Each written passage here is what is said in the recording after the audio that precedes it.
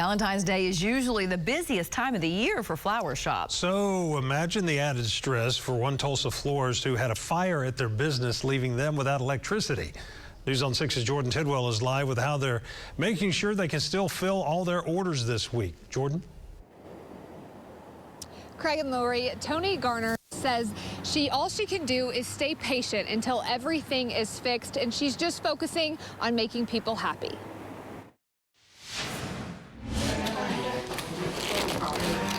Toni Garner has been arranging and selling flowers at her shop, Toni's Flowers and Gifts, for 41 years. And there's no busier time for Toni and her crew than Valentine's Day. We call it a biggest week with a knock in the head, you know, because you're busy every day.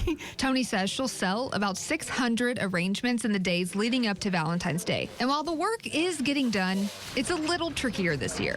Toni and her crew are having to arrange the flowers in the dark after a fire took out the electric panels, so they have no electricity, phones, or internet. It's our busiest holiday. And so I thought, well, okay, we can do this. We're strong people. We can do it. You know, so that's what we're doing. They're having to bundle up because there's no heat.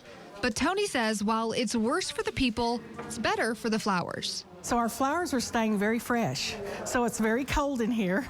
So I think it's probably under about 38 degrees, 40.